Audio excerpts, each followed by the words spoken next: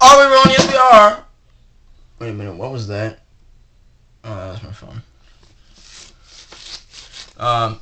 What's up, guys? It's McKinley Crain here. Today, I'm going to be giving you a spoiler review of the movie I just saw last Friday. I saw it on the day it came out. What movie would I go see on Friday? Would I go see The Secret Life of Pets 2? Well, I want to see that, but not as much as I wanted to see this film that I just saw. I want to go see Dark Phoenix, and I really enjoyed it. I know all the critics were just like, it sucks. But, no, I liked it.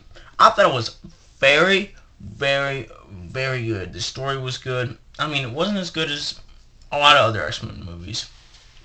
It wasn't the worst X-Men movie. I thought it was really good. I actually still have the ticket. I found it. Look.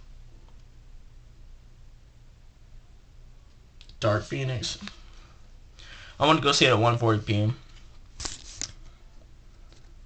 Anyway, I thought it was really good, okay?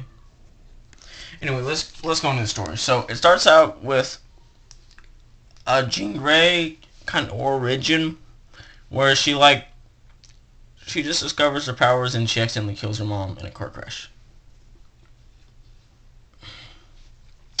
And then it just shows how she meets Charles Xavier, how he tells her that she is not broken and she can be and he doesn't need to fix her.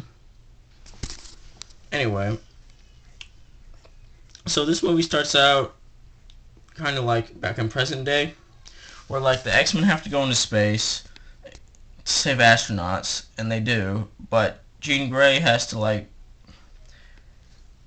stay behind to like stop the force or whatever, the space force thing, the little force that's in space, and she absorbs it, and then she starts feeling really good and stuff. But it kind of broke the Dark Phoenix barrier, as Charles Xavier explained. And what happens is that like she starts feeling really weird, she passes out.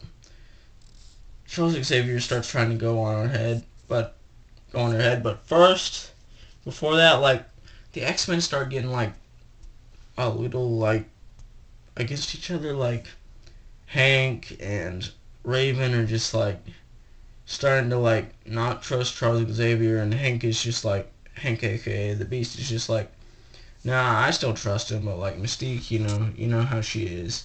Mystique aka Raven is just like, yeah. He's like basing the team around himself too much. I personally love the character of Charles Xavier. He's pretty good. I don't think he really was basing it around himself too much. Anyway. So, Charles Xavier tries to get inside of Jean Grey's head, but it doesn't work out too well. And Jean Grey just goes to go see her father. And then she learns that her father didn't want her, and he purposely gave her away to Charles Xavier. And then when the X-Men get here to save her, or well, to stop her, the Dark Phoenix in her is just going crazy. The Phoenix. It's just going crazy, and she causes a lot of destruction. And spoiler alert, she kills Mystique. And later, Hank blames Charles Xavier kind of for the death, but not as much as he blames Jean, and he wants to kill Jean. And it goes to Magneto. Well, that is after Jean goes to Magneto searching for help. But Jean flat out, causes some destruction to the Popo that come. So Magneto doesn't want her in. He's just like, oh, I gotta protect my people from you. And then she goes, but back to like Hank going and kind of teaming up with Magneto. And once Hank tells Eric, aka Magneto, who Jean killed, They were just like, yeah, we should go kill her. Anyway, and they're playing a lot. Anyway, basically, the story ends up with, okay, and let me get me started on the villain. The villains are aliens who can take the shape of people and stuff, who lost their home and they want to take over Earth, and they want to use Jean Grey's powers to do that and transform the planet into something they can live in, and possibly take over other planets.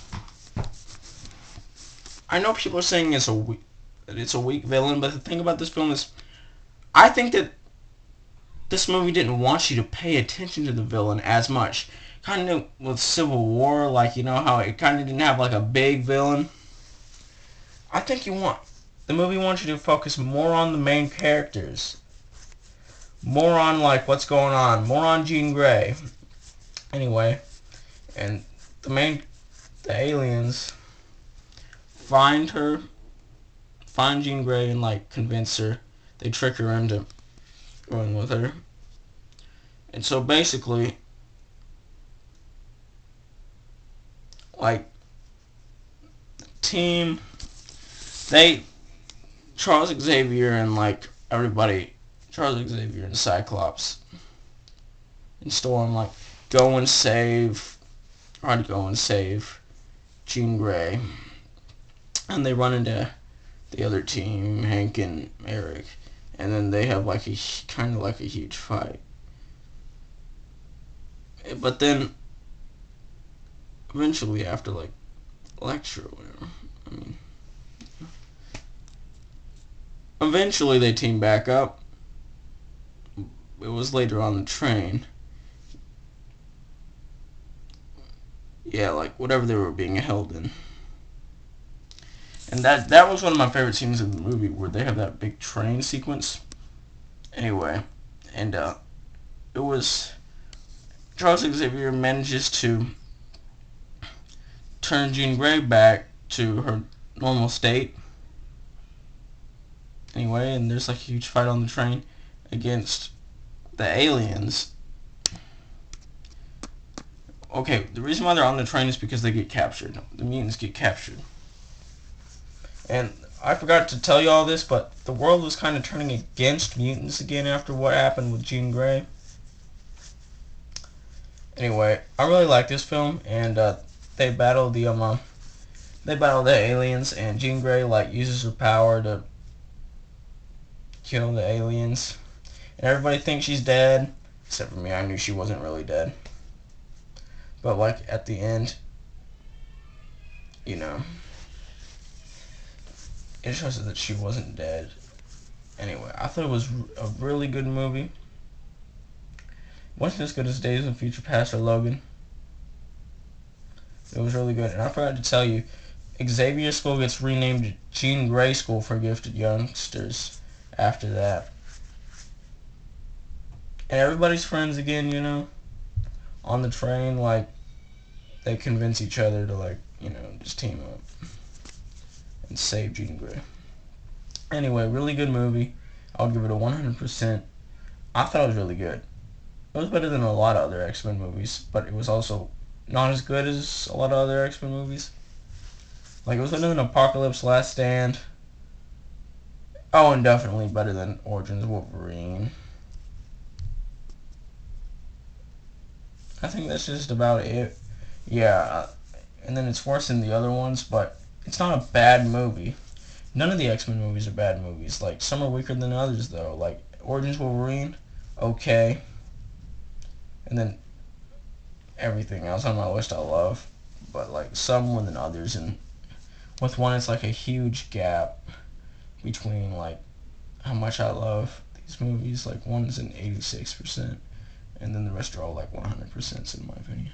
Anyway, like, subscribe. 100% is equal to an A+, by the way.